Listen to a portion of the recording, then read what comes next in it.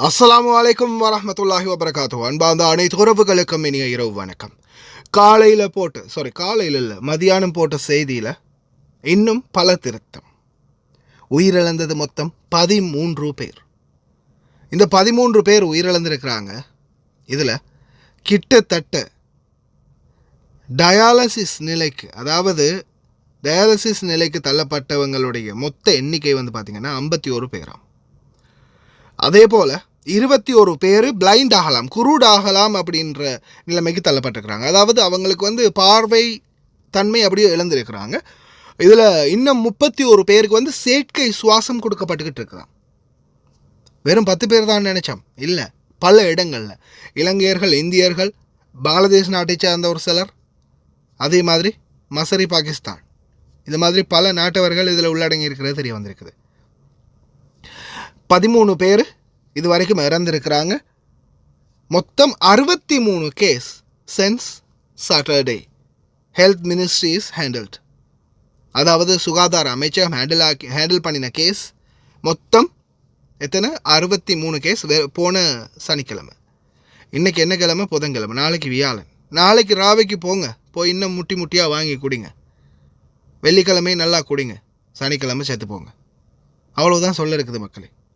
இதோ அடுத்த பரபரப்பான செய்தியை வெளியிட்டது அல்ராய் செய்தியும் வெளியிட்டிருக்காங்க, அல் ஹபாஸ் செய்தியும் வெளியிட்டிருக்கிறாங்க. நான் காலையில் மதியானம் போட்ட செய்தியோடைய சில வாய்ஸ் கட்டும் இதில் அட்டாச் பண்ணியிருக்கேன். ஏன்னா அதில் சொன்னதை தான் இதுலேயும் சொல்லணும். குடும்பங்களுக்கு நல்ல மகிழ்ச்சியையும் மரியாதையும் வாங்கி கொடுத்துருக்குறீங்க. அந்த கதைகள் இருக்குது, அது தேவையானவங்க பாருங்கள்.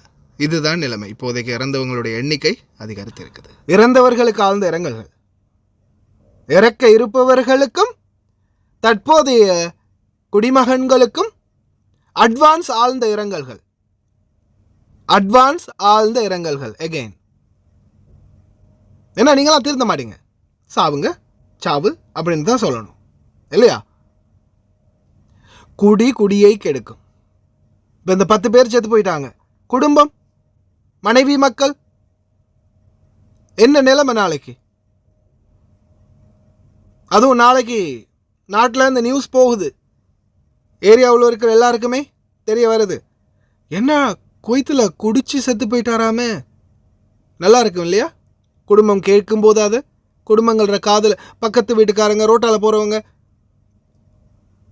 எல்லாருமே, என்ன உன் மாப்பிள்ளை குடிச்சு செத்து போயிட்டாராம், என்ன உங்கள் அப்பா குடிச்சு செத்து போயிட்டாரா, என்ன உங்கள் மகன், என்ன உங்கள் தம்பி, உங்கள் அண்ணன், உங்கள் மாமா, மச்சான் அப்படின்னு ஒவ்வொருத்தரும் குடும்பத்தை சுட்டி காட்டி கேட்கும்போது அவங்களுக்கு நல்ல காதில் இனிமையாக தேன்பானி ஊற்றுற மாதிரி இருக்கும் இல்லையா?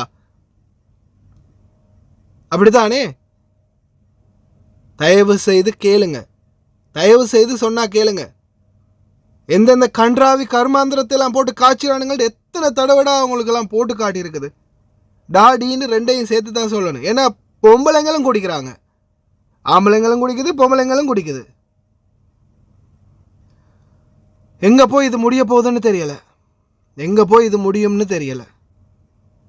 இந்த மக்கள் ஏன் இப்படி இருக்கிறாங்கன்னு தெரியலை. வெளிநாட்டுக்கு உழைக்கிறதுக்காக ஆனால் உழைக்கிறத தவிர என்னென்ன செய்யணுமோ எல்லாமே செய்கிறீங்க. ஆனால் ஒன்று மட்டும் நல்லா புரிஞ்சுக்கோங்க, சாவு நிச்சயம். கள்ளச்சாராயம் குடிக்கிற ஒவ்வொருத்தரும் சாவு நிச்சயம் அப்படின்றத ஞாபகத்தில் வச்சுக்கிட்டு நல்லா குடிங்க, மூக்கு முட்டை குடிங்க. விஷமான பிறகு செத்து போங்க, அவ்வளோதான் சொல்ல முடியும். அது மட்டும் இல்லாமல் இப்போ எனக்கு ரீசெண்டாக ஒரு வீடியோ ஒரு சகோதரர் ஷேர் பண்ணியிருந்தார். என்ன செக் பண்ணி பார்த்தா குடி போதையில் சில கூத்தாடிகள் வெளிநாட்டுக்கு பொழப்புக்காக வந்த கூத்தாடிகள் கூத்தாடிக்கிட்டு இருக்குது. அதில் 100% சொல்கிறாங்க குவைத்துகள், அரபிக்காரங்க தான் பார்க்குறாங்க. அந்த வீடியோவை பாருங்கள், அவங்க திட்டுறாங்க, போலீஸுக்கு கால் பண்ணுவோம், இவங்களை பற்றி சைபர் கிரைமுக்கு இன்ஃபார்ம் பண்ணுங்கள் அப்படின்னுலாம் சொல்கிறாங்க.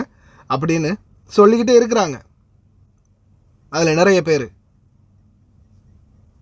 சொல்லி வேலையில் எவ்வளோ ஜெனுவினாக நடந்துக்கிறாங்க. குடிச்சிக்கிட்டு செத்துப்போங்க, வேறு என்னத்தை சொல்ல இருக்குது. ஆழ்ந்த இரங்கல்கள் இறந்தவர்களுக்கு, இறக்க போகிறவர்களுக்கும் என்னுடைய